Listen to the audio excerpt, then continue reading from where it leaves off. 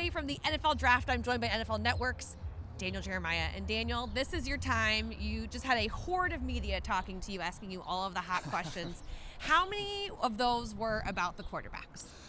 All of them. Yeah, all of them. No, not all of them, but a good chunk of them. But that's why this is going to be a great draft. When you have quarterbacks, you have intrigue, you have interest. Not that you're aware, but it draws a lot of attention. And there's been a few, I think in your press conference you had recently for the radio, like the media and the writers, that you were talking a lot about the landing spots for quarterbacks and said Minneapolis is the best one, or Minnesota was the best one. What is your thoughts behind, what that particular quarterback prospect would inherit?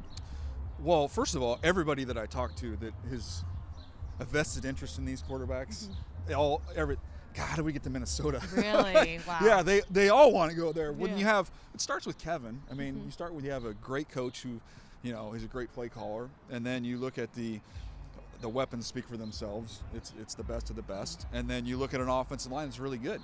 And oh, by the way, last I checked, they play indoors, which I fully appreciate at the moment. I was going to say, we could really use that right about now. We really could. I wish we were at Ford Field, actually. Hey, ankle socks in Detroit, not the best move.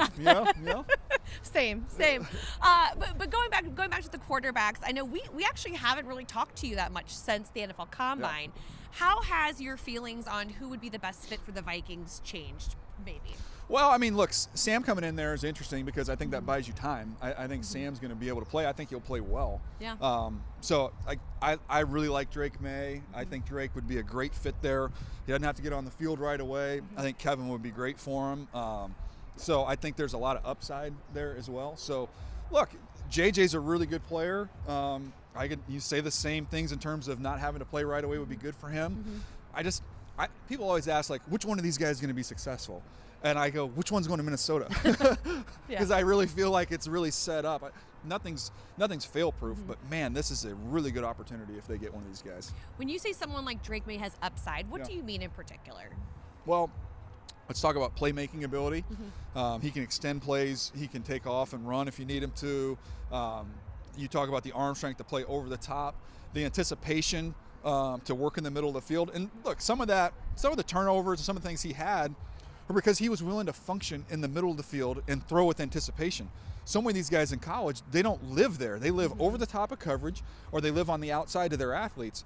That's not the NFL. You're not going to be able to do that. You're going to have to work in the mud, and he's had to do that and do it while playing with a supporting cast that's just pales in comparison to what he could potentially have if he landed in Minnesota. If you are able to, if the Vikings are able to stay at 11, and then they have that 23rd pick in the back there, most likely targeting some kind of a defensive guy, where would you go for the Vikings? Where do you think their area of most need is in the first round? Well, can you keep a secret? I have a mock draft coming out tonight, but I've never told. I told everybody that I'm not going to reveal those picks. But how many years have we been doing this? We've a while.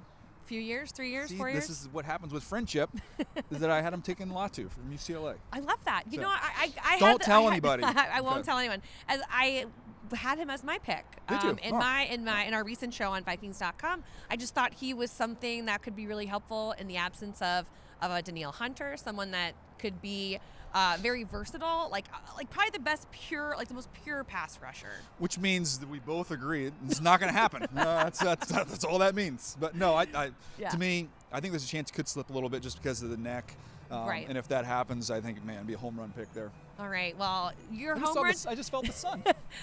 It's because we're finished, because we're wrapping up the interview. That is why the sun is out. But hopefully the sun will be out tomorrow for you as you begin your NFL Network coverage. You can catch Daniel all during the draft on NFL Network as you analyze pick by pick all 7 rounds. Are you ready for that? Let's go. Let's go. Let's have some fun. I bet you're about time for you, right? Oh, I can't wait. It'll be fun. Thanks for your time. No problem. Appreciate it.